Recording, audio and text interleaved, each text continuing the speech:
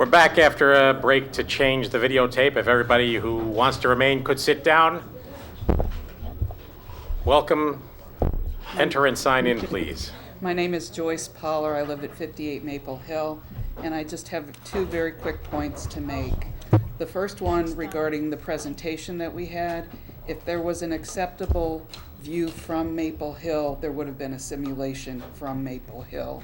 And same point, if there was anything remarkably different in this proposal than the one we entertained years ago, they would have brought that to your attention because it's to their benefit to do so. So I think on both counts that this is not a very viable project.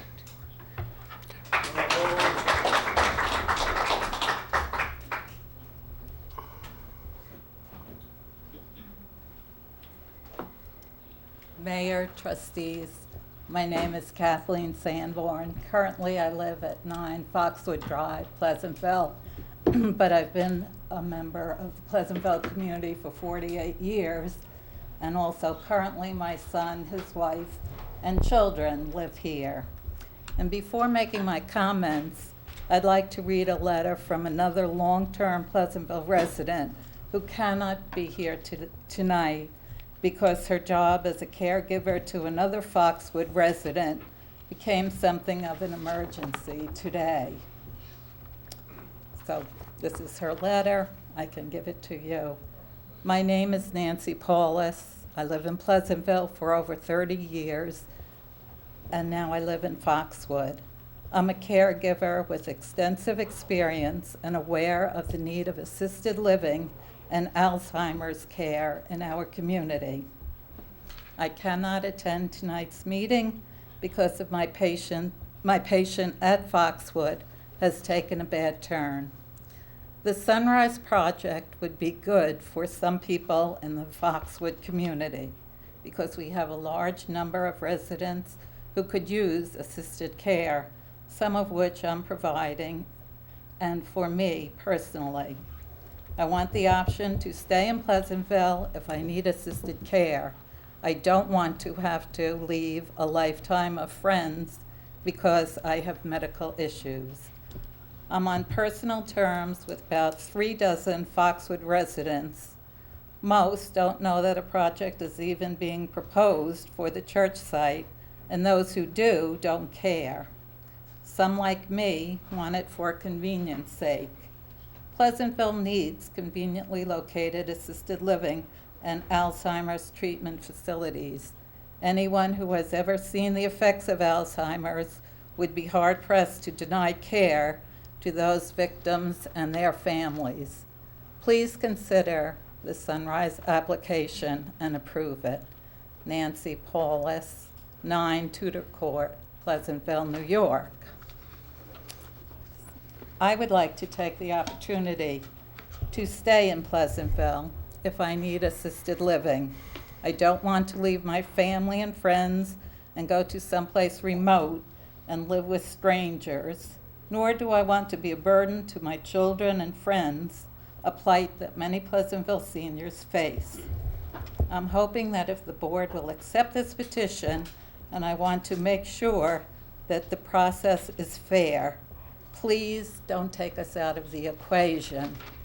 One of my neighbors in Foxwood recently wrote in the Friends of Pleasantville Housing petition that she is a 61-year Pleasantville resident who wants to stay near her family and wants the assisted living project passed.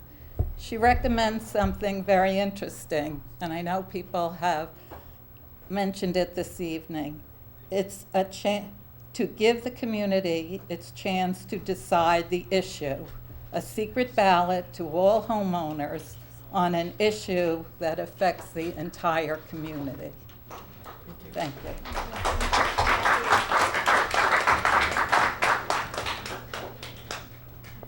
My name is Eileen West. I also live in Foxwood.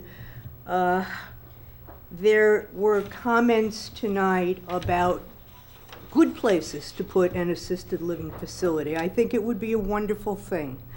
I know Key Food is not going out of business, but I hope it doesn't. I also hope it doesn't.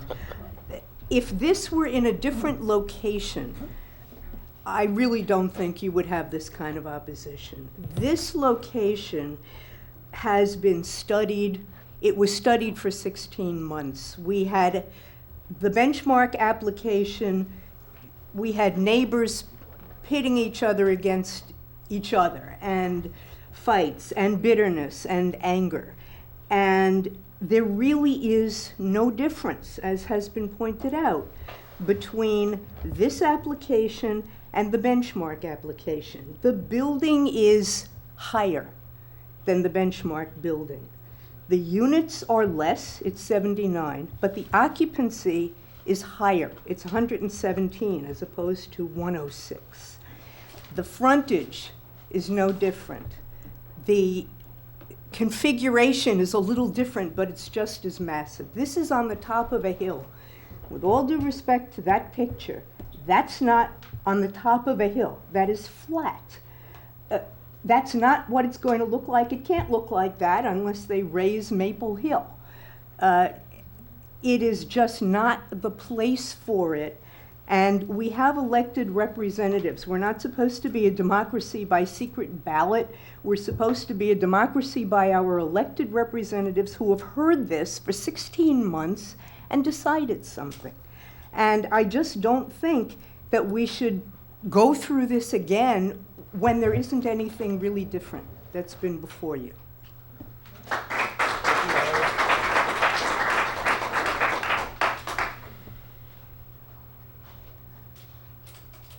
Sarita Roy, from 100 Summit Place. I've been a resident here for 30 years with my husband.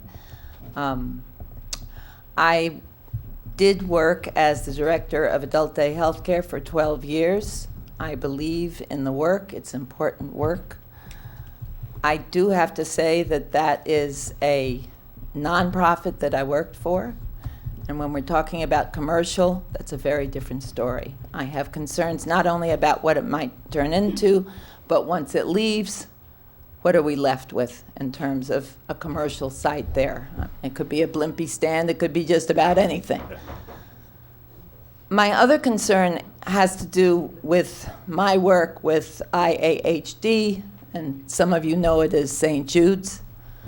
But right up to it, I have worked many, many hours with the COO and the CEO to keep the peace. When my husband Arlen Roy and I came here, we were asked by Dick Kirsten, who was then on the board, if we could possibly work with the community because there was a lot of anger about the way IAHD was working and the noise, and people were up in arms. We had many, many hours of having them over to our house, giving them coffee, calming people down. It is a lot of work. Now we had an issue with, it was completely innocent, but IAHD decided that although we have been having kids and residents walk through their property for years, that maybe the best thing to do was to put up a chain link fence and a no trespassing sign. This upset a lot of people, and they didn't want to break the law, and they didn't know what it was about, and had they done something wrong. I then had to contact the COO. We sat down, we talked, and he said, gee, I didn't know. We put it up because we, just in case somebody wanted to sue us, we should put a sign up there and da-da-da-da. So another quart of coffee and many talks, and we got that taken care of pretty much, although the sign is still there, but it's kind of crooked, and we've pushed the fencing over to the right, and we are doing well. But what I'm trying to say is, it's not just the traffic that's going to go. It's not just all of the things we've talked about. It takes the residents to talk one to another. And when we're in a neighborhood, we just had a block party. When we are in a neighborhood and we share each other's concerns, that's very, very different from what happens with an institution. It's really tough to chummy up with an institution. It's not hard at all when the kids are out front learning how to bicycle ride, to have a short conversation and to keep that cooperative spirit going. So I thank you for letting me give you my comments.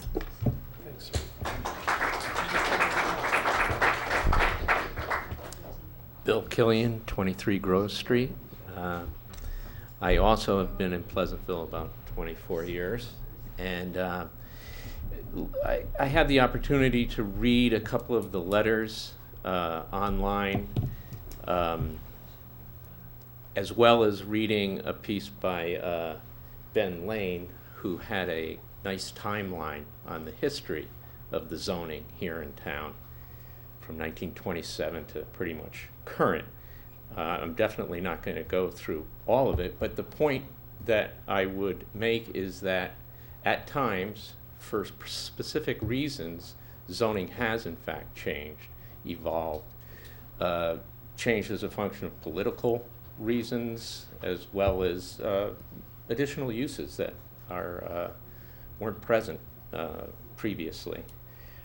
I would like to see this project reviewed further. I would like to see how the rest of the town responds to it. I think that and I actually got into a bit of its, that 700 pages. I went to the part that I could understand, which is the building end of things and how they dealt with storm runoff. And I can see that it's well looked into. Retention ponds, hooking it up to the main storm in Bedford Road, and dealing with the porosities in different areas of the property, and dealing with the mechanics of the water flow through the area. And I see a certain amount of care and diligence there. And I hadn't seen these renderings, and I know these renderings are renderings, but I also think that we do have a need for this specific use. Many of us are going through parents in situations that would be great if they could be this close to our town if we're dealing with it. My mother is in a facility up in Boston, and it's not as close to my sister, who is her caregiver. It's a 20-minute ride. 20 minutes there, 20 minutes back, an hour, 2 hours sitting. You can imagine I mean, if you could hop in your car and drive up to Sunrise here 4 minutes away, it's doable. I think it's something that I would like to be able to take advantage of personally. I see it as viable. Thank you.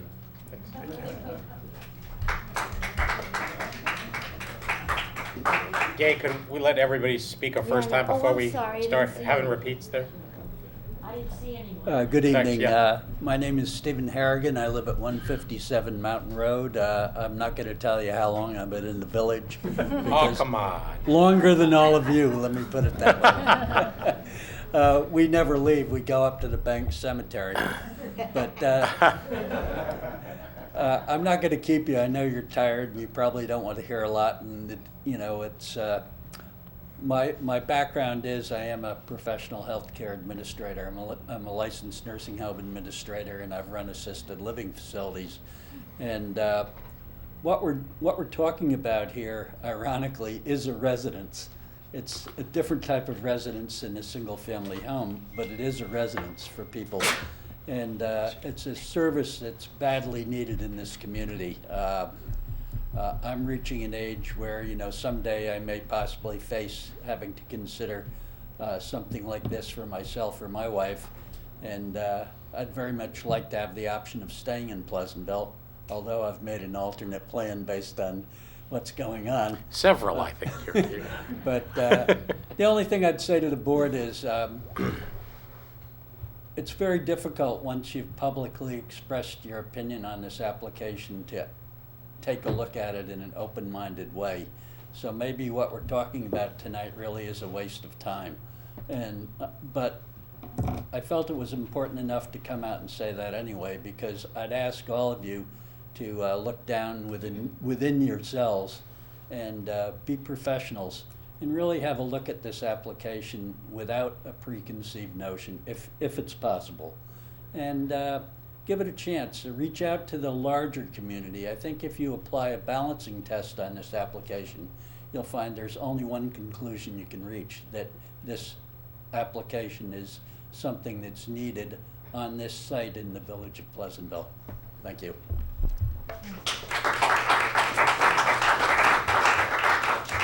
I just wanted to make one comment. I'll be very brief. You talk about the fact that we went through this before with benchmark, but I don't know if people know that except for the supermajority, that benchmark application would have been approved. Do you remember that? It was 3-2. Law, and would be required for this one too. Yep. Law. Oh, you have a supermajority for this one too? Foxwood did? We're held hostage by Foxwood. By the law. Helen, please. come on over. It's always a supermajority? For zoning. We have, Good evening, Helen Muir, 3 Hayes Hill Road. Just a couple of things. Wearing my Conservation Advisory Council hat, I'd just like to mention we are running out of open space in Pleasantville. And I know we can't make people keep trees on their property to the extent of the 3-acre lot we're talking about, but that is a serious cooling spot in Pleasantville. And we should be aware of the habitat it creates and the destruction of habitat that has gone on Washington to put up the Toll Brothers houses that has moved wildlife away from that area. And if we take away another 3-acre parcel of trees, I think we're actually going to look at more wildlife in people's gardens, which is fine with me, but not with everybody. I also hear reference to the silent majority. I don't think we know who the majority is, and we have elected you to make these decisions, not the village as a whole, as residents. And although I think a survey is a good idea to get a general feeling, most often when you look at a survey, the questions are written by the person who wants to know the answers in a certain way. And often things are omitted or written in such a way you can't answer them the way you want to. So it's just a comment. Surveys are very tricky. I don't believe in changing a residential zone that's so surrounded by other residences. I mean, if it were bordering a commercial zone, that would be one thing, but it isn't. And I think we need to be mindful that even though the village as a whole might benefit from the taxes that come in, those residents on Maple Hill may well see a depreciation of their properties. And I think that we can't push that kind of thing on them to make it better for everybody else. I had a number of objections to the benchmark property, but I don't know if I should go through them all right now. Thank you.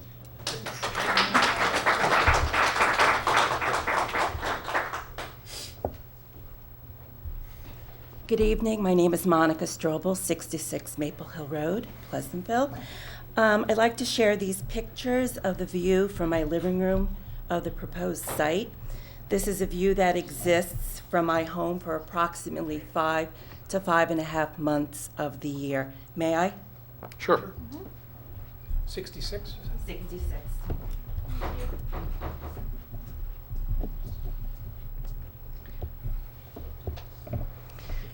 My husband and I have been residents of 66 Maple Hill since 1979. It took us almost a year to find our perfect home. The realtor brought us to see what we referred to as the house on top of the hill a year earlier, 1978, but we couldn't quite afford it. So as these things go, the seller eventually came down in price. We saved extra hard, and my husband's grandmother gave us a little extra money, and we made one of the biggest monetary investments of our lives in what we knew to be zoned as a quiet residential neighborhood. A residential neighborhood where in the quiet of the early morning, I can hear the Metro North whistle echo to the top of the hill. Or on a summer afternoon, I can hear a tennis rally from across Bedford Road. A residential neighborhood where children can ride their bikes, play ball in the cul-de-sac, and walk to school.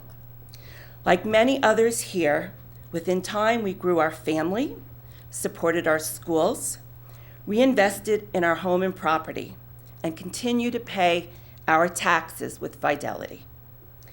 We do not oppose assisted living. In fact, my mother-in-law lives at the Bristol, which, by the way, has many vacancies. There are 2 existing options available to seniors just minutes from Pleasantville. These neighboring communities have made a conscious effort to uphold their residential zoning laws. We do, however, oppose the rezoning and the development of a 70,000 square foot commercial building in our residential neighborhoods. It's not compatible with the modest family homes on Maple Hill or in the surrounding neighborhoods. How could it be? We can only begin to fathom the negative impact that an entrance to a 70,000 square foot commercial building would have on Maple Hill, Bedford Road, Manville Road, and the surrounding neighborhoods.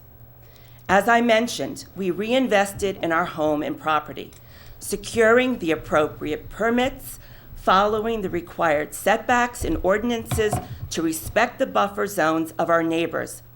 All of this is reasonable when living in a single-family, residentially zoned neighborhood.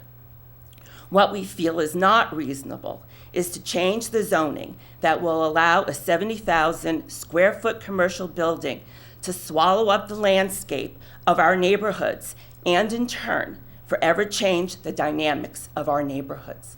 Thank you.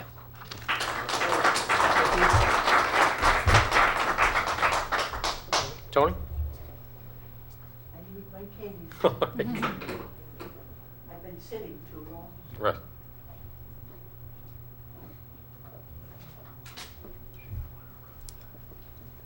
My name is Tony Emerson.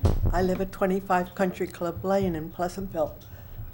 I don't want to play Can You Top This, but I've lived in Pleasantville for over 85 years. And I have seen a lot of changes. My family and I had this lovely home on a few acres, which isn't far from where I live now. And when the country club was devised, we were kind of happy. We heard blasting, we heard all kinds of things, but we were pleased. This was another way of life for Pleasantville, which would afford other people to come into town. And it's been a boondoggle for the village of Pleasantville because we have very few, very high taxes and very few children in the schools, so it's been all a plus. My grandfather built, our grandfather built, the Rome Theater. My father built a lot of buildings in town and in the neighboring communities. Things change. You have to accept change. And for all these people who talk about that area, about being residential, I remember the Manville estate. And for all the people who are worried about deer, we have plenty of deer at the country club. But, you know, when Foxwood was built, the deer kind of disappeared there. And I would like to remind people that there's commercial property. If you don't call Foxwood commercial, it's another way of residence. As has been pointed out, this Sunrise would be another type of residence. And being 85 and a half years old, I'd like a little consideration for people of our age. I have a lot of disabilities, but I still get around and I still could do a lot. There is commercial property already in that area. When the Manville estate was split, Foxwood there, and then General Precision Laboratory. That was a business. That was followed by 2 commercial properties on that property. So why do we continue this fiction? It's a residential area. It's a mixed area. And you know what? Mix is good. Mix is where we should be. Thank you. Thank you, Tom. Thanks, Tom. Well done,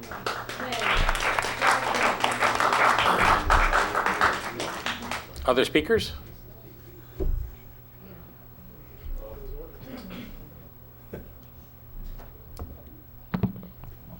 I'm Bill Stoller of, excuse me, 69 Maple Hill. And I think all of you know my position on this.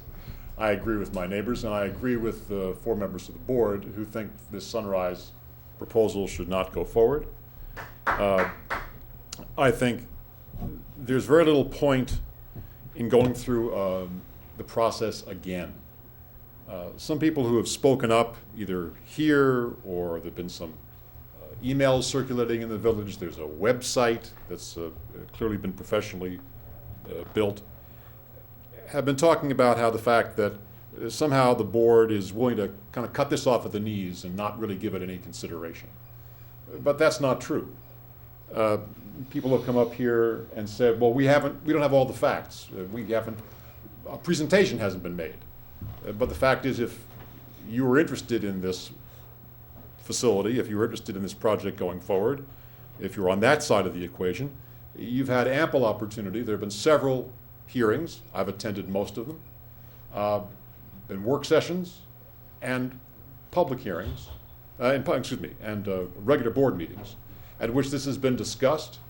And there was a very lengthy presentation with slides, much more detailed than this, made by Sunrise some months ago, that went over all the details of what they were proposing. Plus there's this 750, 760 page technical document that accompanies their application. The reason they're able to do that is give this detailed document is because the architect and the planners are the same ones that were employed by Benchmark. So I'm not saying they simply photocopied it and handed it to you. Obviously they went through it and they made adjustments based on this particular version of the project, but they had a lot of the information before them before, and it's a lot of the information that at least 3 members of this board saw. Now, reference has been made in sort of an indirect way that Steve Lord somehow voted no on Benchmark, but he really didn't know what he was looking at. Well, that's not true. Steve sat through both nights of public hearings, the final public hearings for Benchmark. He sat right over there, and he listened to everything that was said by speakers pro and con, maybe even taking notes. I'm not quite sure if he took notes or not, but I know he was listening to them.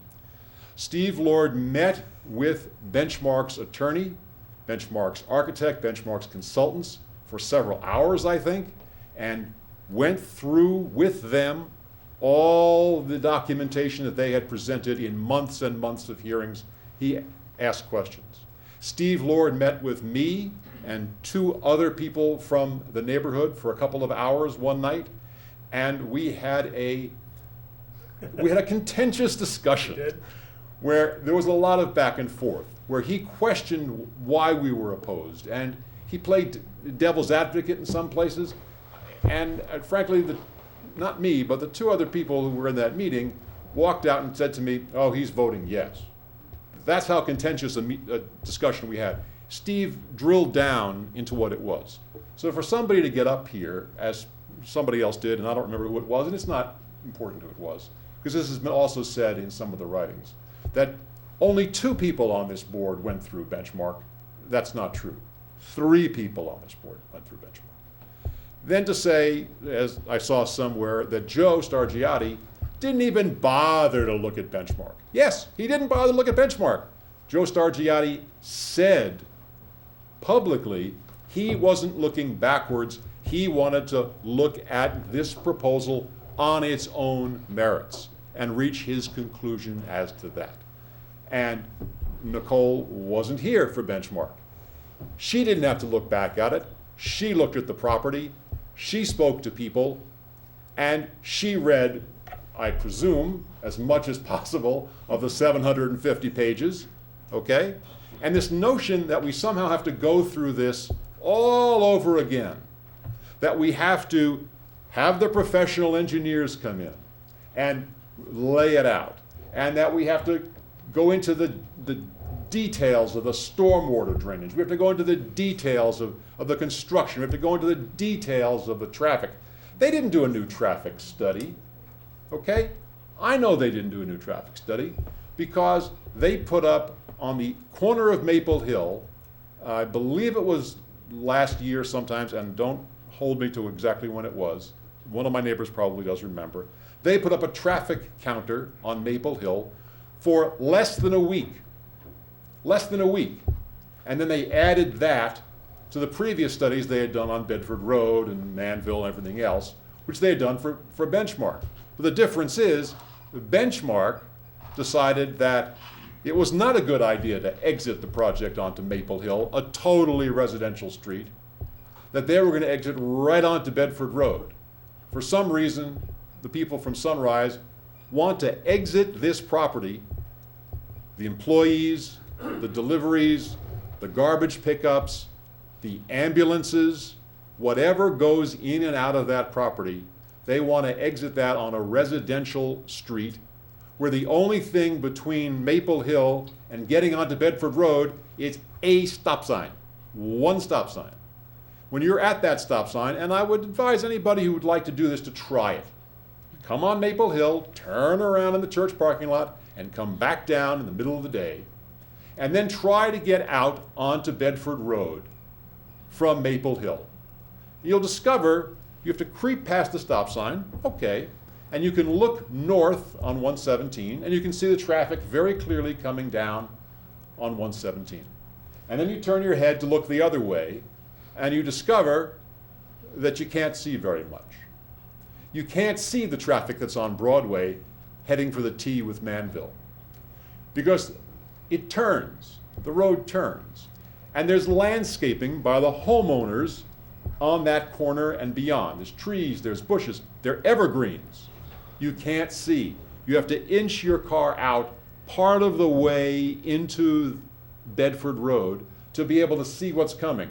The way I do it is I look at who's at the T. Is there a car at the T? Are they stopped? Okay, they must be stopped because they see somebody coming up Broadway. Then, they don't move or they start to move, I jump out. Either going north or going south, I just jump out because that's my clue that it's free and clear to come up. So coming out on Maple Hill is an awful idea. And there was something in one of the documents, and I could bring them up here and go line by line through them, that somehow this design, this project, has improved on the traffic problem at Maple Hill and Bedford. No, it hasn't improved on it. There was a call for, and Helen referred to it, a secret ballot. No, we don't decide things in Pleasantville by a public referendum, and certainly not by a secret ballot. We elect a board, and we ask the board to give the ideas that are brought before it their due consideration as they see fit. That's what we ask them to do. Now, I personally don't know why you guys on May 22nd announced how you felt and then decided to hold a public meeting later. I know Bernie was a little bit miffed about that, and I don't understand it, but that's what you did. That's history. We're here. We're talking to you. There was a lot of talk about how this isn't how it's supposed to be. This isn't how it's supposed to work. That every project needs to have a full and complete hearing. A major project has to have a full and complete hearing before the board. The board has to do all that, has to accept the applicant. If the applicant, I think Bernie said it, if the applicant hears informally that the board isn't so crazy about it, but submits it anyway, the board should accept it and go through the entire process. This doesn't happen. And a very brief reference was made, sorry, I'm a little dry mouth here. A very brief reference was made to a project that I know some people in this room, and I know the mayor in particular, is very familiar with, and that is Stop and Shop. And the Stop and Shop project was this, that there was a commercial building, the MLA property on Marble, next to Village Lane, across from Parkway Field, nice big commercial building in a area, a mixed-use area, body shop across the street, diagonally across from a cemetery, other small industry buildings nearby, and some residences within a few blocks. The village yard behind it. And they left. The property was for sale. And somebody came in, a company came in, and bought the property without asking for a zoning change before they bought it. And then they came before the village board at that time, and they said, here's what we want to build. What they wanted to build was a super Stop and Shop, okay? And it had a big parking lot, and it was going to require work on the road. It might require a turning lane. It might require a traffic light. And the board talked about it informally with them, not crazy about it. A lot of people got riled up about it. And not just people who lived on Marble. People who lived all the way across the other side of the railroad tracks. All the way up Sunnyside, all the way up to Bedford Road. There are people up there saying, no, we don't want that. People in the flats, no, we don't want that. That's too much trouble. We don't want that. And the Stop and Shop people came back. They came back with a modified plan. They made it maybe a little bit smaller. They added some, I think, professional offices at one point. Another point they came back with a plan, as I recall, and I wasn't hardly involved in that had housing, I believe. They were even talking about having affordable housing somehow behind the Stop and Shop or adjacent to the stop. Trying everything they could think of to make it palatable to the community.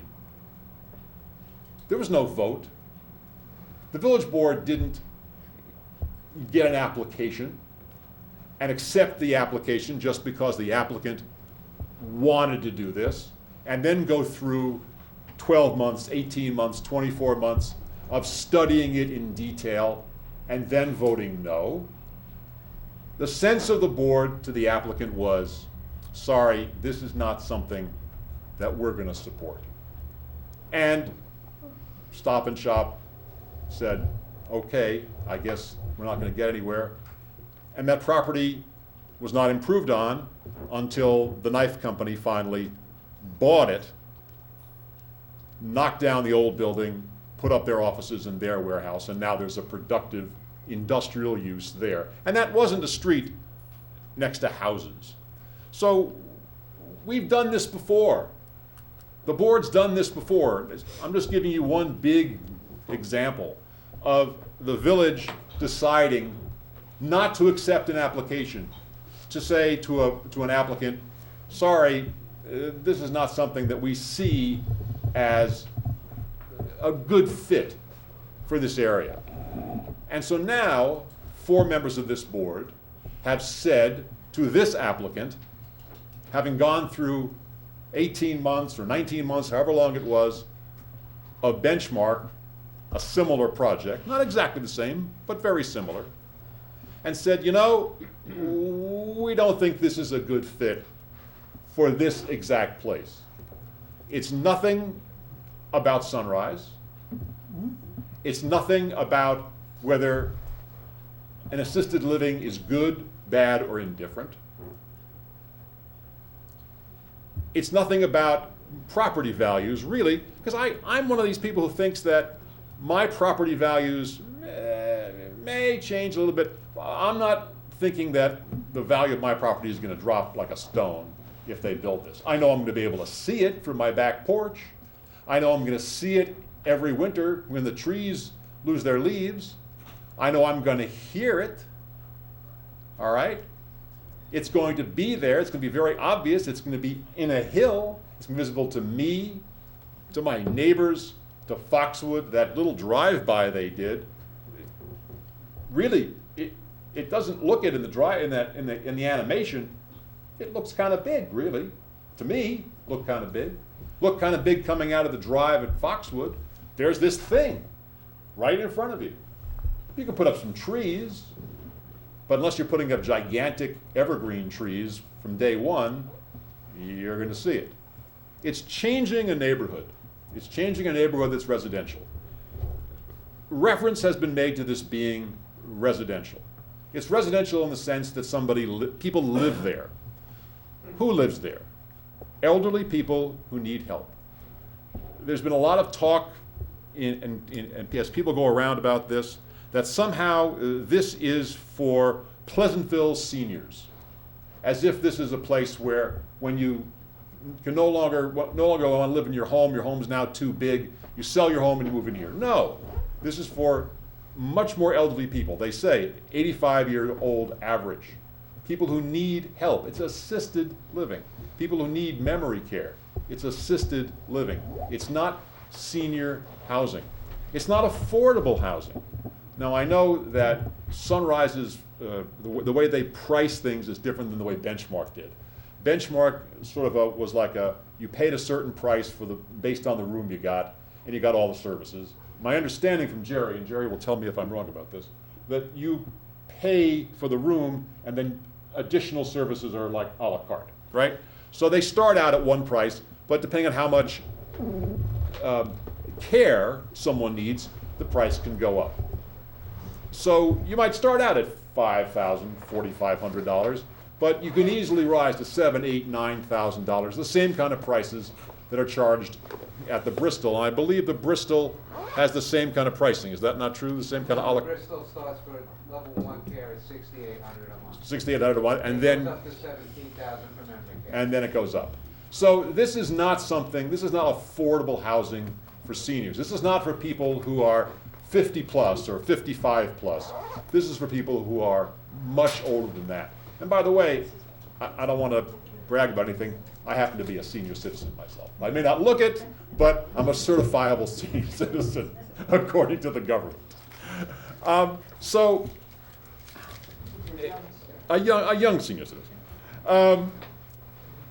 The point I'm trying to make here is that I think the board members who are opposed to this sort of on principle, who are opposed to this because we've been through this process before, who are opposed to this because they saw the whole presentation that's been given, they've spoken to the people from Sunrise, they've looked at the 750 or 760 pages, a lot of which is technical. You don't have to read 150 pages of stormwater drainage to understand that, yes, they can handle stormwater runoff, okay? They've done all that, and I think that the decision can be made early. The mayor has said that, and I think Joe referenced it as well, that the people at Sunrise, the applicant, said, if you're going to say no, let us know early where we stand, right? And that's what you're doing. And I hope that the end of the process, whether it's the end of tonight, or we come back in 2 weeks and you consider everything that's been said here, I hope that a majority of the board will say, we still don't think this is the right place for this project. We'd like to see something like it in Pleasantville, but we'd like to see it someplace else. But it's not up to the board to say, this is where you should put it. It's up to the board to say whether the place where it is proposed is the correct place. I want to reference one more thing, and a couple of people spoke about this as well, about why 5 houses haven't been built on this land. This land is zoned for single-family homes. The mayor was correct in that when the church originally bought the property, they were going to put the sanctuary in the woods. This was told to me by people from the church, and it never happened. And there was a point 10, 12 years ago that, as I understand it, I don't have personal knowledge of this was told to me by somebody who did have personal knowledge, that there was a local builder who was going to put up 5 homes and who was going to live in one of them. And then the church withdrew from the deal. And then the church started advertising the property for at least $2 million. I don't remember the exact price. If you're going to sell completely undeveloped land, a hill, rocks, trees, nothing's there. No sewer lines, no water lines, no road, no access. There's no way into that except by going through the church property or buying more property from the church. If you're going to sell that, that's only worth $2 million or $3 million or whatever to someone who's going to put a big thing there, a big commercial property there. You can't possibly put 5 houses there at that price. Because if it's like, let's say it's $2 million, that's $400,000 a building lot. You haven't put a road, you haven't put sewer, you haven't put water, you haven't gained access. So now you can add another $200,000, $300,000. Now it's a $600,000, $700,000 a lot. Haven't put down a stick of wood, be $1.5 million, $2 million houses. No one's going to go for those. So that's part of the problem as well. On the website that's been developed and in some of the emails that have flown back and forth the last couple of weeks, it's been said that, well, if this isn't built, then the church has the right to build a religious thing here, as if this is some sort of a threat. If they have a religious use for it, please, put a religious use for it. It's not going to bother us. You're still going to have to conform to building code, to village code, as far as how big you can build it and how much, all that. You're still going to have to follow some of those rules. No, you won't have to need a zoning change, but you still have to do that. So we're not concerned, we're not threatened by the church expanding itself into that land. We're not threatened by 5 houses being built there. What we asked for after benchmark, what I asked for personally, and what at least one of my neighbors asked for personally, we went to people from the church and we said, can we sit down, please, and discuss with the church what would work for both of us? What would work for the neighborhood? What would work for the church? I was told that they couldn't because they had a private investor who had an option on the land until the end of 2014. And at that point, I could come back and we could discuss it. And by the time I got back to that, it turned out there was yet another investor, this Bedford Road Partners, an LLC with, I don't know how many, maybe 10 or 12 people who we don't know who they are. They're not required to tell us, it's an LLC. But we do know they don't live in the village, who have some sort of an option on the land. And if this goes through, these private investors are going to make money on this land. And so we still can't talk to the church. Every time something's been proposed for this land in the church, we hear about it after someone has made the proposal. That was true of the condominium developments back in 2006, I think it was. And that was true of everything that's ever been proposed there that I've ever heard of. It's always after the fact that the neighbors are told. Sunrise had us in for a meeting. They had their slides, they had their drawings, they were all set. Now, did they make some changes after they spoke to us? Yeah, they made some changes because that was pretty early on in their process. They did modify their drawings a little bit, but they still went ahead with asking for an assisted living on that land after we stood up in the meeting, a lot of the people who are here today, and said, really, this looks a lot like benchmark, and we didn't want that, and we don't want this. They still went ahead. They showed us an exit onto Maple Hill, and we said, no way on Maple Hill. They kept the exit onto Maple Hill. So that's what's missing here. What's missing here is that we keep having these sessions. And for people who complain they didn't know anything, they didn't see anything, this is the first they've heard of it, there have been meetings. There were, maybe somebody knows, maybe Patty knows, or somebody knows how many meetings there were about benchmark.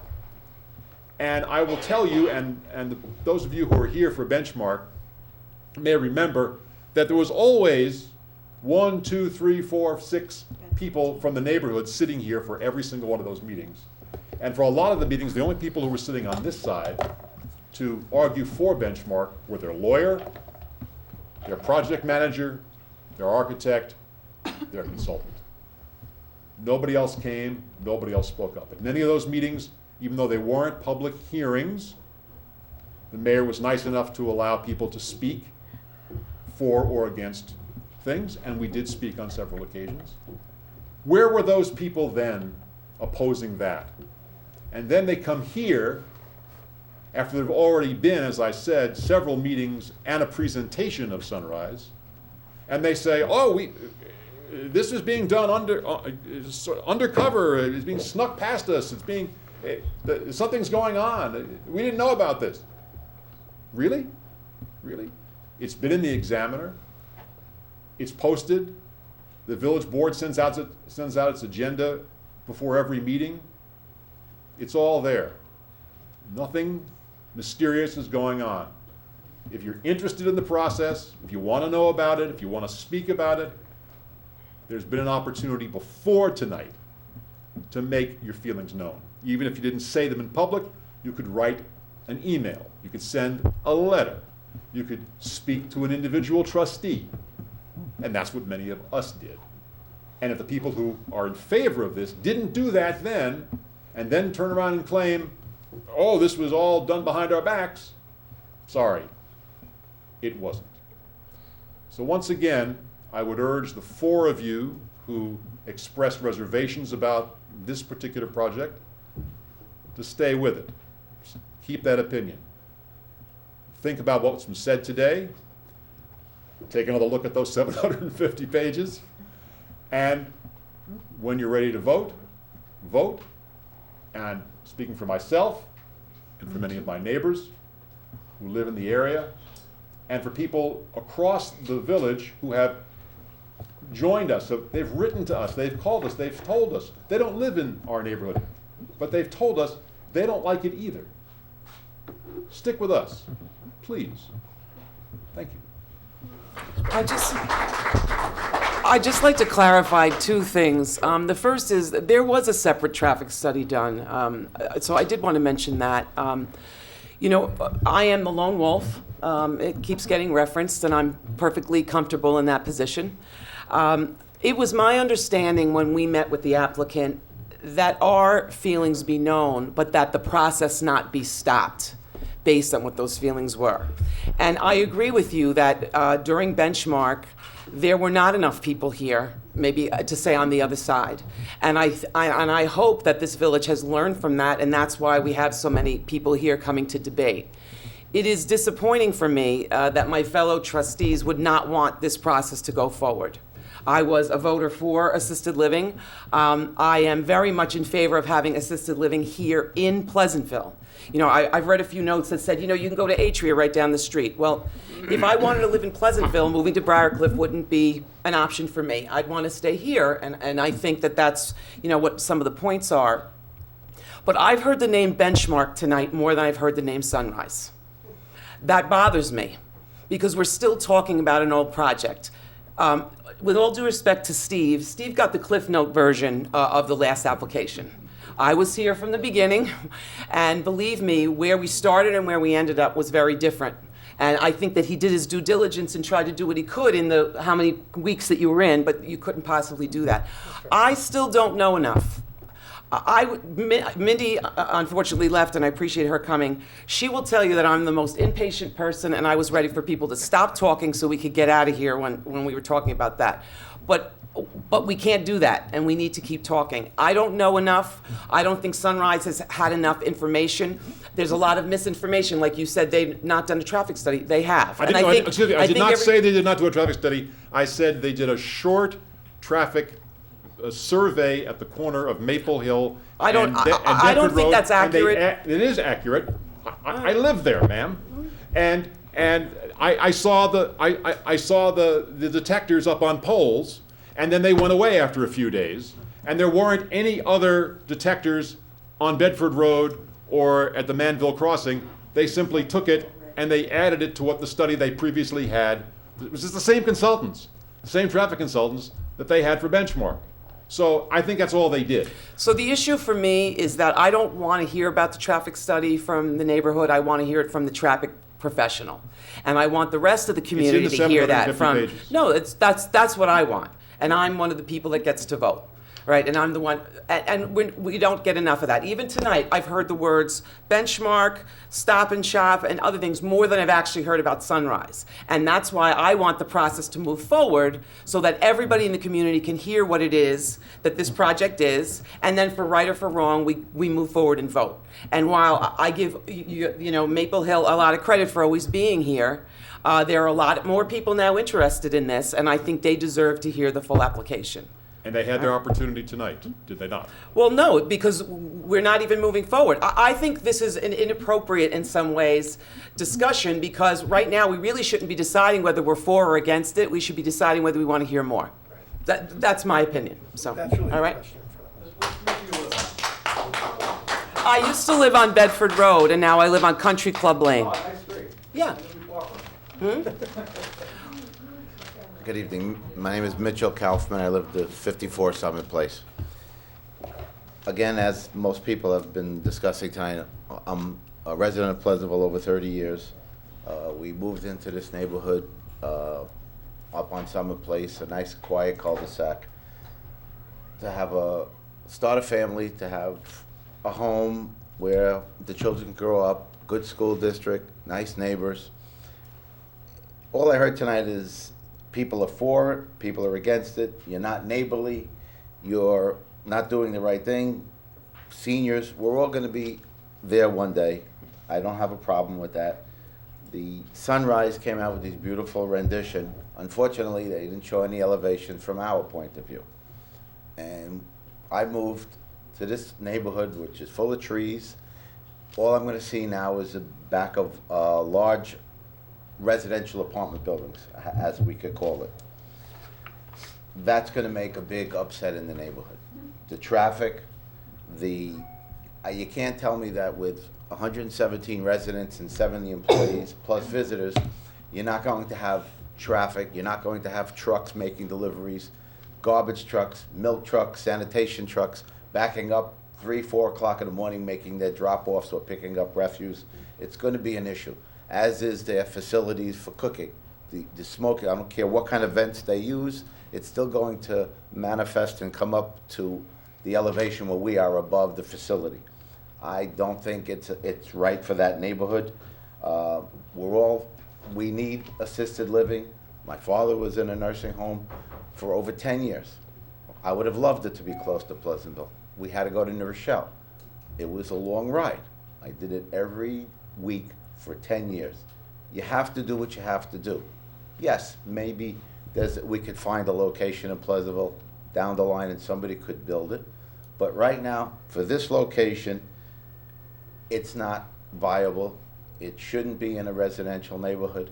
It shouldn't be where people have moved in 10, 20, 30, 40 years ago in an environment of single-family homes to raise their families, to have their children move to this same community, only to build a large, I'll call it an apartment building in the middle of a residential area on a exceptionally high elevation overlooking everyone else. I stand behind the board, the majority of the board who voted at that point. Just to be clear, we didn't. I don't mean vote, I'm sorry, I take, No as far as vote giving your on opinion, anything. I stand corrected. We went through this to go over the same thing again with a very similar plan to do the same steps to take another 3 years of the board's time.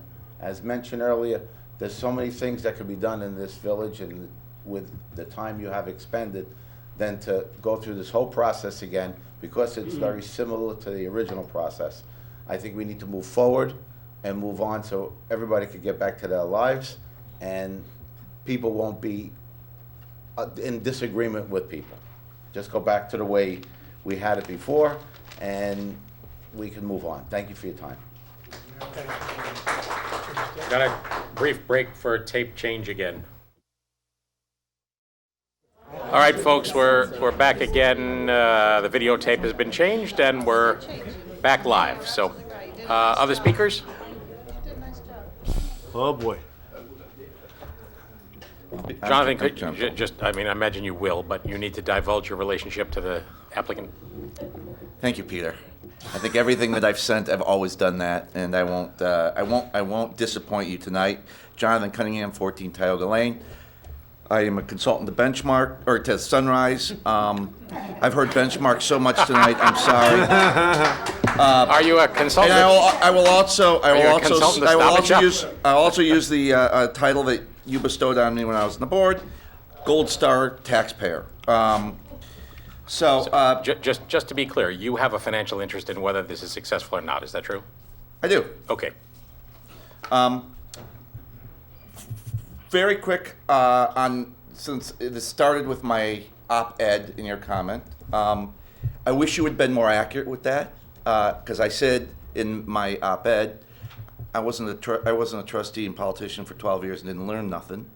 I said it is problematic at best, failed at worst. So I gave quite a bit of latitude in that, and it sounded like you were coming down in your description on more of the problematic side, but feel free to read the op-ed and make your own decisions. I agree with Bernie, no longer here. God, I wish. I agree with Bernie. I don't get the process. I don't, guys. I've worked with all of you, well, almost all of you, and I don't know how you put your opinions out before you had the benefit of at least knowing, going through the pretense of knowing what the public's opinion was, and to get their input. And I'm very surprised, Peter. I've known you, I've worked with you. You're a champion, you're a hawk at that stuff. How you let that happen, I don't know. Even if your intent was to give the applicant some direction, fine. I had a prepared marks, but I felt I should wait till everybody else, most people got done, and quite frankly, they've been basically decimated, so I won't waste a lot of time. What I will say, though, is two things. One, we had a resident stand up here and spent more time trying to investigate this site than I think I heard from you guys, honestly. I do know, in fairness to Joe and Steve, they did take a tour. Don't know that they spent a lot of time talking to neighbors around the neighborhood or whatever. But you're hearing from a community now that is engaged in this. They weren't engaged, and Mindy said it well, they weren't engaged in the benchmark process because it was a divisive and intimidating process almost from the beginning. And benchmark didn't defend itself. They didn't try to create an environment which was inclusive, and it worked against them. However, I will say, having gone through that, Mindy went through it, Peter, you've gone through it, and Colleen has gone through it. There's nothing like going through the public hearing. Guys, you just don't know. Even Steve, I'm sure, Bill was referencing me when I said, Steve spent a few weeks with the application but didn't go through. It's true. He did his best. I get that. You got to spend weeks and months on this stuff. Your minds change. All of us, all five of us, at the beginning of benchmark, and I'm sorry, Colleen, I should just call it, Project X. Start off highly skeptical of that project. It was 5-0 against benchmark 3 weeks after we got that application. Now, we had already told them, along with Patty, a month or two before they went, this isn't going to go well for you guys. Don't make the application. We don't think you're going to get there. There's a very vocal and very organized opposition on Maple Hill. We respect that. And so, whether the word spectacular was ever used, I doubt it. But, certainly they knew they had their job set for them. So these guys know that too. They know that they knew you were skeptical coming in. They heard Steve say how many times, I got to reserve rights. I heard it. I know. He's an honest guy. He absolutely caveated it. But nothing much in that application has changed from October to now. And quite frankly, if I would agree with Bill, if you guys were 5-0 against and telling this application in the year that they've been in front of you, the 3 different times they've been in front of you, that you were against this, and the mayor being the only exception who said that, then I would say, yes, you know what? You guys do have the right to legitimately walk away from this thing without hearing it. But the reality is you were 4-1 in favor of this right up until 3 weeks ago. Wait a minute. Hold on. What makes you? No, Jonathan, I've read everything you've written. Wait, but and you just said something, so I'm going to ask you about that. Go ahead. You just said. Yep. We were 5-1 in favor. 4-1 in favor. What makes you? No, say that? I'm sorry. That's sorry. the question. What makes you I'm say sorry. that? Let me clarify. You're right. I appreciate the correction. And thank you for helping me out there. I need all that I can get. There were 4 open minds, 5 open minds. In fact, I told the applicant right along, I can't guarantee you 5 votes. I can't tell you what it's going to be. I can guarantee you 5 open minds who will judge this application fairly and come to a decision on their own that they think is in the best interest of Pleasantville.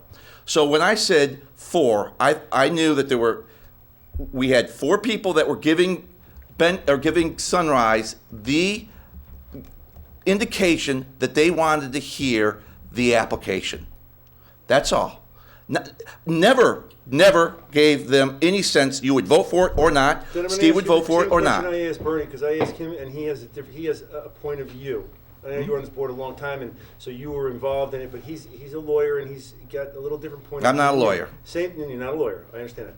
But the same question I asked him: if you feel that we gave this applicant the indication that we would accept their application when we all said nothing, you think that we gave this applicant the indication that we would accept the application, then wouldn't you also say that in accepting the application, we're giving this applicant the indication that we favor it? Don't you think? And I would say that's a perspective born out of somebody that hasn't gone through a 4 or 5 or 6 or 8 month public hearing. No, not at all. Okay. Not at all. I was asked that question when we voted 5-1. We neg-decked the benchmark application. 5-0 in favor. Could not see a problem with the benchmark application that could not be mitigated. We still had the right to vote no, and indeed 2 did. So, no, there's no. All I am saying is that in fairness to the applicant, in the openness that they've been with you, and quite honestly, in the openness that you've been with him, Monday, 2 weeks or 3 weeks ago, was an anomaly and a surprise and something that I didn't expect, and quite frankly, to this day, can't explain. I'll explain it to you. The applicant, your client, asked us to tell them what we thought when we came to some understanding of what we thought. Because until then, I didn't know what I thought. In fact, I said many times, I don't know how I'm going to feel about an application until I see the application. And in fact, the application that was proposed is different than all of the informal renderings and proposals that were given before. When we finally got the application, that's when I knew what they were asking for, and that's how I was able to come up with my thoughts on it. You're right, Joe. It was different. It wasn't. And your client asked us for that. As soon as you have, you're putting together an answer. Tell us. We want to know. And it goes back to the first comment I made, and that is, I'm not sure how you arrived at an answer without at least having the pretense of soliciting the public for their opinion before you arrived at that answer. That's just, I'm not begrudging you your thing, but it's not a referendum. What are we doing tonight? I mean, because people want to speak, so we want to hear. I mean, we're here to listen, and we want folks to be able to speak, and you as well, and that's fine. I mean, that's why we're here. Let me remind you of what I said that night. I said, first off, I wouldn't certainly not deny anyone the right to speak, but let's use this night 3 weeks ago as an opportunity for you to hear from each of us. Yeah. And then let's come back in 3 weeks and we'll stay here as long as it takes, and that's what we're doing. No, so, and I Jonathan, get that. all I have to say is I understand the challenges, and you understand the challenges of navigating a process like this, but we responded to the applicant's desire to know the lay of the land, and as soon as it became clear among the 5 of us that the lay of the land was grim as of that moment, we felt an obligation to report it. And I assure you, and you know this too, that had we chosen not to share that view 2 weeks ago and instead shared it 6 months hence, we'd have been told that that was disingenuous, and why on earth did we let it go this long? And as you well know, how many times were we told, oh my God, what a stratospheric fail that Benchmark went on for long as it did and ultimately failed. So, you know, there is no perfect answer to all of this, and I am completely aware of the fact that for every step we take, we could have taken a different approach, and that would have presented different opportunities, different advantages, different whatever. But I speak for myself, and you and I have had this conversation. I know a tremendous amount of this application based on the history and based on my due diligence for the past month since receiving it. So I will not accept, even for a millisecond, the implication, and I don't suggest that that's what you said to me, that I don't have a basis for saying there isn't enough reason for me to change my view from where I was 3 years ago. So that's all I've said to the public, and that is exactly, I think, what the applicant wanted me to say. I get it that it presents various other problems. And Peter, I think you and Colleen are in a position where you do have more information and do have a greater depth of experience. Steve is, in deference, is a close third. But I do think that the process that was run is confusing and backwards. And I would like to think that the response that you got tonight from a lot of different people, I hope makes you aware that this is an issue that the community wants to hear more of. They want to explore more of. I heard a lot of stuff, a lot of facts and discussion that were put up that really, quite frankly, are best left for a public hearing, whether it's speed or traffic studies, or whether it's affecting housing values or whatever. That's what a public hearing's for. That's where you learn, and that's where you gain your insight. Well, just so you understand, the issue that's before us now is, do we accept or decline to accept the zoning application, zoning change application? I believe we have the almost absolute right within some civil rights laws to decide how to use the property in our village. And that's our first question, and that's what we're grappling with.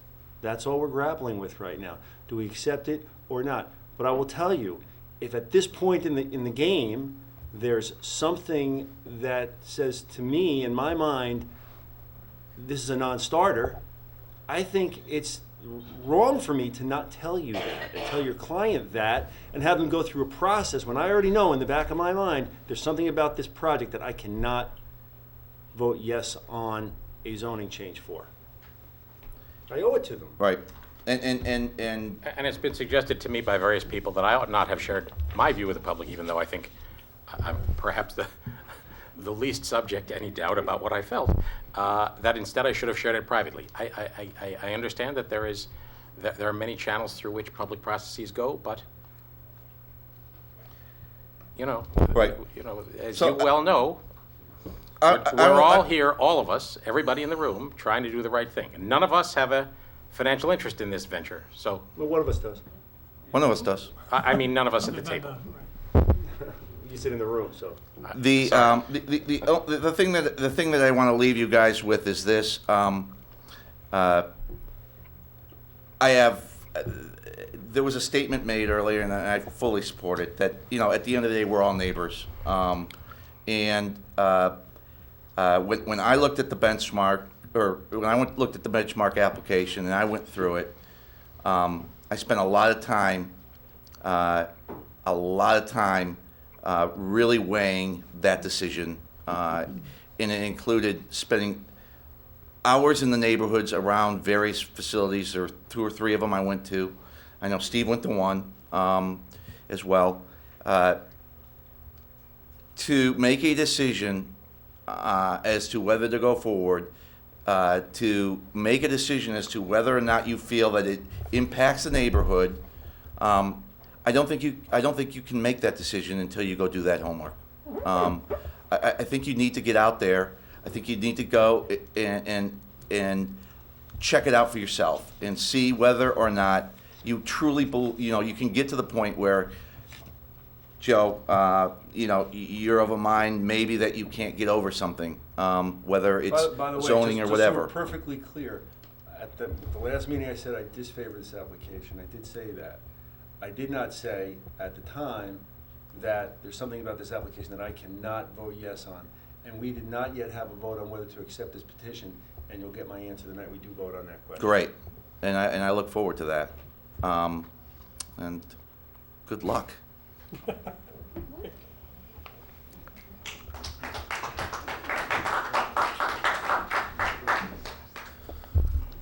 Thanks for everyone holding up. My name is Vincent LaDuca. I'm a business owner in Pleasantville at 52 Depew Street. And just want to say a couple of comments. I mean, to begin with, I have nothing to gain or lose from this. I'm not strongly for it. I'm not strongly against it. But I have some questions and I guess, a few thoughts that I'd like to share. And I'll make it as quick as possible. To begin with, over the years, I've been in Pleasantville for about 17 years now, and I have heard some concerns from elderly clients that, that have used my place of business over the years.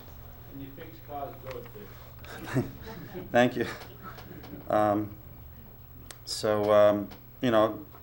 It's always, that's impressed in my mind, hearing some of their concerns.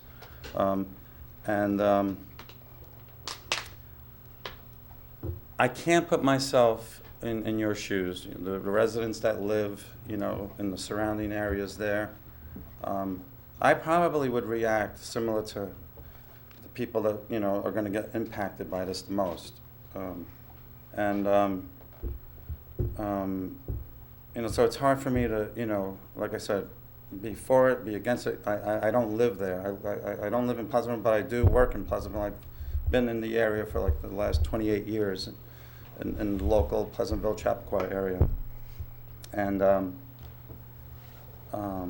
so some of the thoughts I had were, well, one of the things I need to express, and I did this actually a couple of years back with Benchmark, is my close association with elderly folk.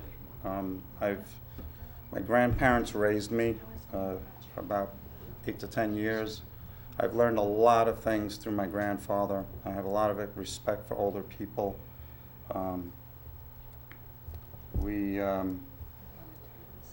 think we owe our elderly families some respect and some dignity, how they live their last years of their lives. And whether it's in an assisted living or in your home, wherever, wherever, works best for these, folks. I always just feel, a great deal of respect for older people, and I have to share that with everyone here.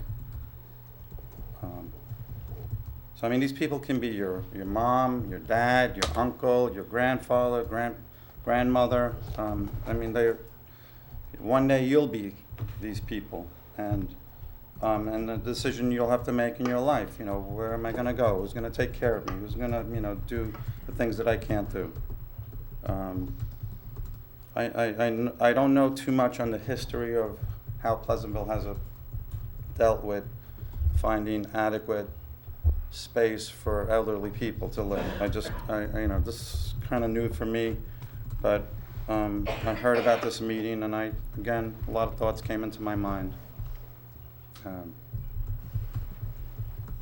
But a couple of things that I do see is what kind of impact can we as a community have on our elderly community? And whether this place, gets built or not, it's still a question. how do we treat our elderly people? How, you know,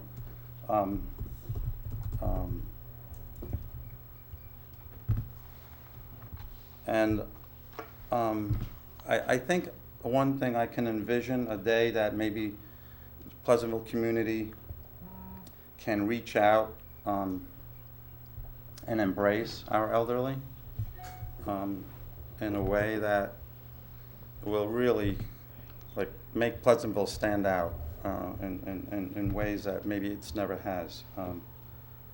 My son, who's 17 years old, he's played violin at numerous places at assisted living centers,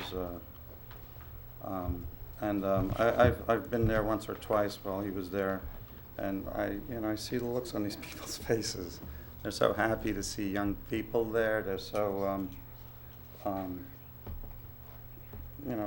pleased, and it's it's a little piece of their day that they got this entertainment, and I think they appreciate the time and the care that was spent in getting the whole group there, the setting up, playing the music, and and then spending a little time with them, and then off they go. And another thing that I've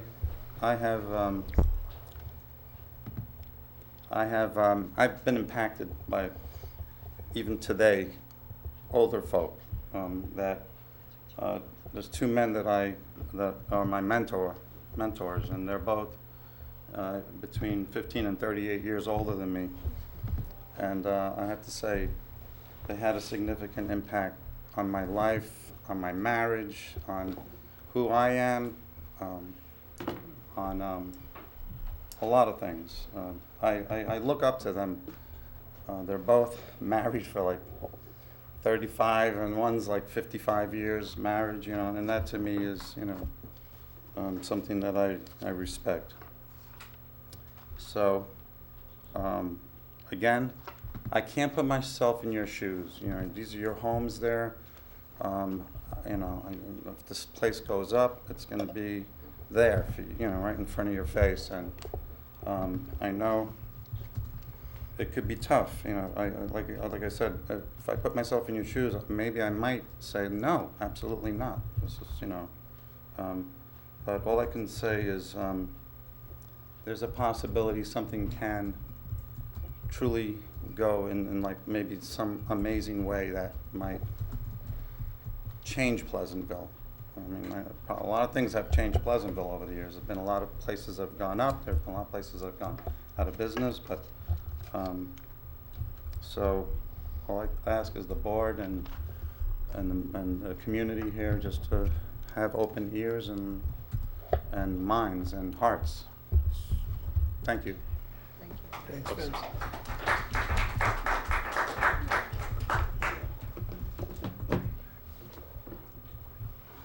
Hi, my name is John Vukel. I live at 75 Bedford Road, and I've lived there for about 9 months. This will only take 30 minutes. Okay, 3 minutes. So I obviously don't have the history in the village that many people here do, and with the prior proposal, but I think maybe the benefit is I don't have some of the emotional attachments that I think have been involved in the prior debates on this issue. I came here really expecting to hear two things, because it seems like these are the relevant issues for the question of whether to move forward with this application. The first was, how is this materially different from what you considered a few years ago with the benchmark proposal? You can't, and I don't think many people are, put your head in the sand and to pretend that didn't exist.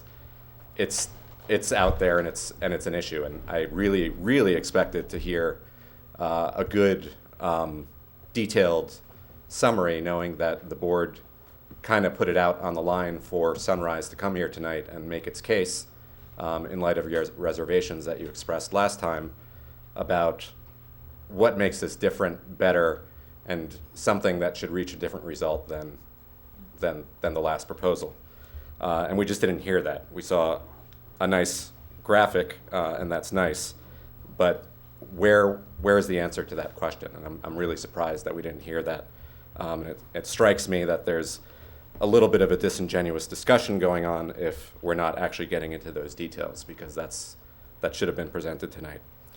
The other issue that I really expected to, or what I really expected to hear, was a credible, sophisticated rationale for why the zoning should be changed from residential to commercial. That is the actual issue before you, and whether to, or the issue that Sunrise has to grapple with. Well, ultimately, right? I mean, initially, it's whether we accept it or not. Right, but I think petition. You're correct, but I think from what I gathered from the last couple meetings that I observed, was that is one of the hurdles, and that is ultimately, whether it's now or later, that's the ultimate question. That's right. How we get 3.5 hours into this and no one has actually addressed that question in any type of sophisticated way, other than to say that things have to change sometime. How did we get to this point and no one has addressed that? How did Sunrise get here and not give us a detailed description of that along with its consultant? So that's disappointing to not hear that. And again, I have to draw my own inference about if that either they weren't prepared to make that presentation or there's really not a good answer for why the zoning should be changed. Thanks. Thank you.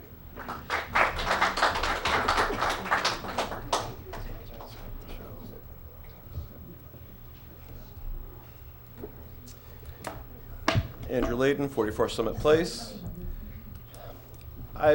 Obviously, I think most of the board here, many of the people here know my position on this.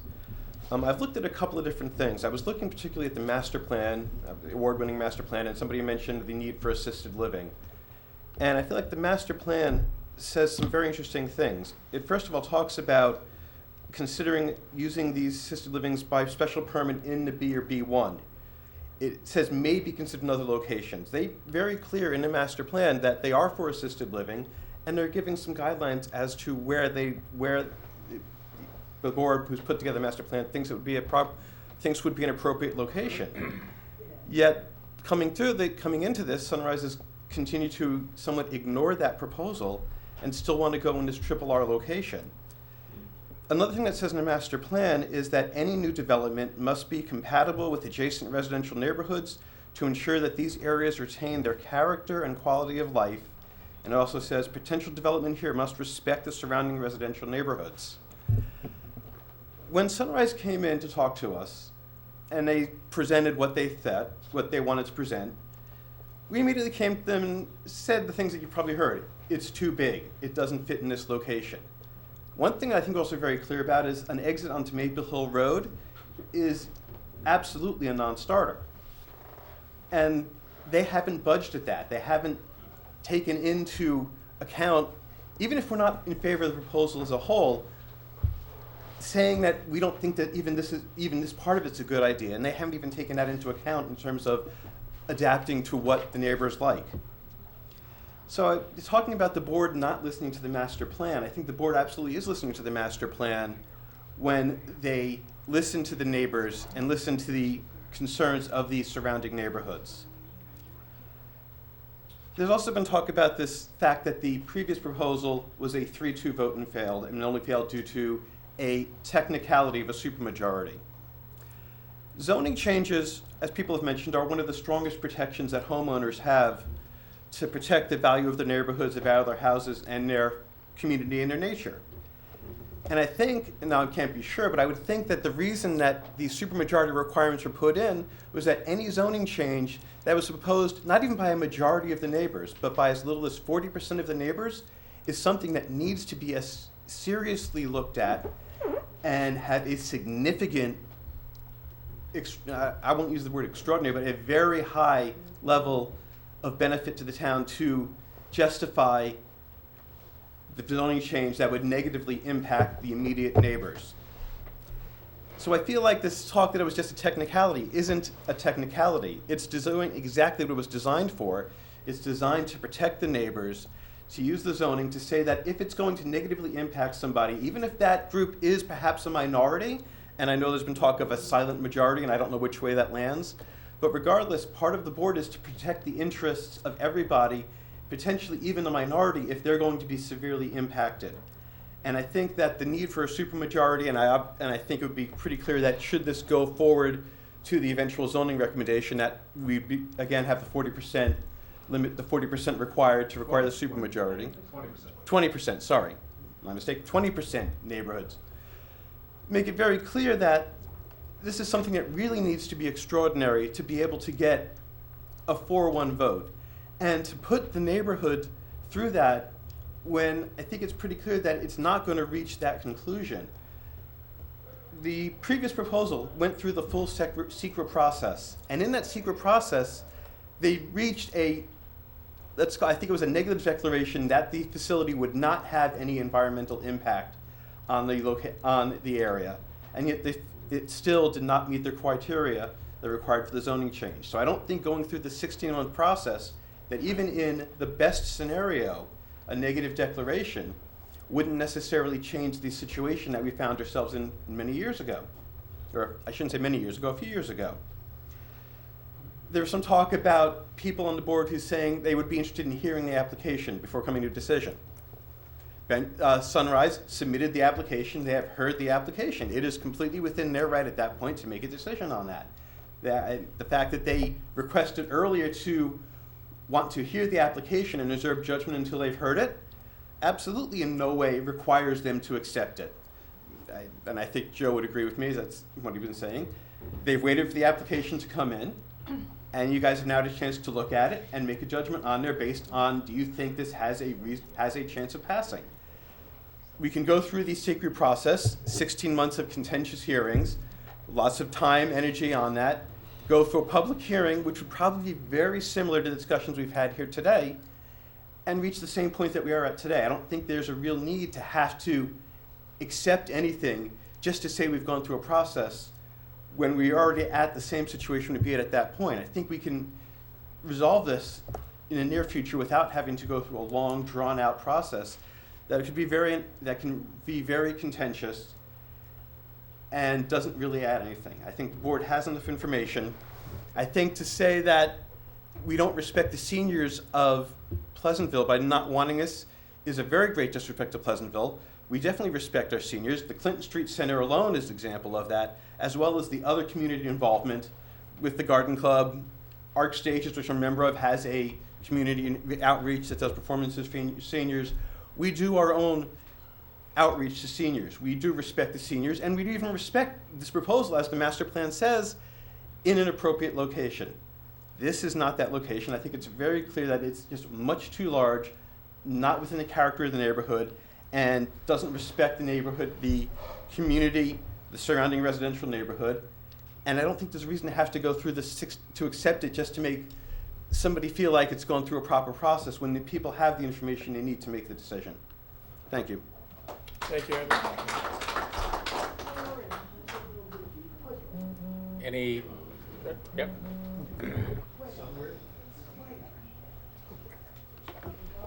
Good evening, or almost good morning at this point. Almost there. My name's Martha Keene. I live at 57 Summit Place. I won't reiterate everything you've already heard this evening. I would like to say that I fully support senior living in Pleasantville. However, I do agree that this is not the property to do it on. You're going to be building an enormous commercial building very close to other residences, and there are, I think, better pieces of property upon which that can be done. I also believe that Sunrise has the burden of demonstrating the need for the rezoning, and I don't so far believe Sunrise has met that burden. And I don't know that we necessarily need to go through a 16-month process to give Sunrise opportunity again and again and again and again to try and meet that burden. There needs to be an end to the process. Not to say that tonight should be the end, but there needs to be finality to this particular process with regard to this particular property. Again, I voted for you guys. I do believe you guys have open minds. I certainly know Steve Lord has argued for and against the property, so I know all of you, if Sunrise is able to convince you, I believe that you will vote for Sunrise if Sunrise can convince you. But so far from what I've seen, Sunrise has not done that. And at this point, I agree with you and I support you. Thank you. Thanks, Other speakers? That's, Steve, you had a question? Yeah. Stay put. No, Mr. Bill. Jerry, I wanted to ask you two quick questions based on your presentation. You don't need to get up, believe me. When you answer, you have to get up. I'm sorry to report, yes. And you feel free to not answer these, okay? I'll Well, maybe you preface don't this. have to get up. Yeah. Do you know offhand how many assisted living beds are under construction in Westchester County right now? Not off the top of my head. Would you be able to find that out? We can certainly do that research. Or look, Yeah. and it doesn't need to be exact, obviously, just a roundabout. And then my other question for you is, if you had to ballpark it, what's the time estimate should this process be begun? I would need to refer to some of our consultants. Okay. I don't know it off the top of my head. Okay, thank you. Yep. Any other questions at all? Any comments from the board? Before we move on to the more exciting aspects of I our... actually do have not a Okay. comment, but we received a number of letters from folks. Judy was kind enough to make photocopies from folks who were not here and did not comment, and I don't know if any of these folks want to be able to read what they wrote, and I don't know, this isn't a public hearing, so it's not like, hey, put it in the record, but can we make those letters available if anybody wants to see what other folks have Sure, to I say? mean, it's part of the public record, for sure. You know, part of the record of this meeting, it's not a public hearing, but I mean, there'll be minutes of this meeting. You're referring to the stuff we've received by email? stack of letters that Yeah, Judy so- received, I mean, people email things, I suppose, Anyone over. can foil anything if they'd like to see the All letters. right. Yeah, I don't think we need to make people go through a FOIL process, that's what I'm saying, it's part of this. Welcome to see them at Village We're Hall. considering it, Right. we're considering what people wrote, both in favor and against. He's talking about this stack. Right. So, and let me add, obviously, we're happy to receive any further comment. Yes. Emails are available on the website, pleasantville-ny.gov, or by reaching any of us individually, or by talking to Patty or Judy. Judy's phone number 769-1975. So Everybody call her tomorrow at 9:15. Judy, is it okay for you to make photocopies for folks if they just call and ask? I mean, it doesn't be a formal FOIL request for these particular items. We typically do it through that, but that's fine. We'll make copies for them. I'm going to say these are public records, please make them available. all right, that being all that we have to say as of this moment, I want to thank everybody for their time and their attentiveness and for having stayed to the 11th hour, literally. Appreciate the fact that everybody undertook this in a respectful manner, and Andrew has thought of something to say. One last thing. Can we get an indication of what the next steps are, what your next step in the process is? I can't say that for sure. The board's going to have to consider this. We meet again in 2 weeks at our next regular meeting, and obviously, as you know, the challenge before us is to decide whether we accept this application and begin the secret review process, or whether we do not accept the application. And I certainly can't speak for the group. I think we need to digest the stack of material that we've received and all that's been said tonight.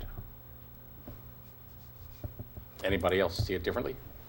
I would think at a work session, we'll decide what resolution, if any, to go on another agenda. That's kind So of can I say, we have a work session next week that we intend to devote entirely to this significant Manville Road project, which we really need to get rolling because there is a whole lot of money in the form of a state grant that has to be taken advantage of. So at least as of this moment, I'd like to say that we're not going to address this matter at our next work session unless we collectively decide otherwise, in which case I promise you it will show up on the work session agenda. But we really do need to protect some time here to get this going. Patty and Jeff Econom and I and our engineer went to DOT in Poughkeepsie a week or two ago, and they presented a timeline that suggested that we'll all be in assisted living by the time we actually send this out to bid, and so we are really trying to prove that wrong. So that's where we stand. All right, I thank you all, and we're going to go then move to the rest of our agenda. Yes, we still have an agenda. What's that? Feel free to stay. I anticipate that you will be, but I can't say that for sure. We'll let you know, Jerry. The purpose for the discussion or your deliberation? I can't say that for sure at this moment either. So we'll decide. All right. Okay, how about our resolutions? Nicole, 98. Resolved that the pre-check register dated June 12th, 2017 is hereby approved as listed below. For the fiscal year 2016-17 to the general fund, $128,850.09. To the special purpose fund, $8,253. To the water fund, $16,243.71. To the capital fund, $18,820. To the refuse fund, $761.18. To the trust fund, $2,656.32, for a total of $175,584.30. For the fiscal year 2017-2018, to the general fund, $422,383.29. To the water fund, $24,666.62. To the refuse fund, $13,865.65, for a total of $460,000. A lot. Tired already? It's early. I'm still awake. I am really. Yeah. $460,909.56. Is there a second? Second. Any comments or questions on the check register? All in favor? Aye. Aye. Motion approved. 99, Steve. Resolved that the Board of Trustees hereby authorizes the village administrator to sign the agreement with Insite Engineering for professional services regarding the Manville Road corridor improvements. Is there a second? Second. This is to engage Insite, which is the engineer that did the original drawings for us some years back, on an hourly basis to update those drawings to current conditions. Fairly described, Patty? That's about right, yes. All in favor? Aye. Aye. Motion approved. 100, Colleen. Resolved that the Board of Trustees hereby approves the following budget amendments coming from appropriate fund balance special purpose fund, $13,873.34. Going to Parklands, transfer to capital for park facilities project, and increase revenue and expense capital project, the same amount.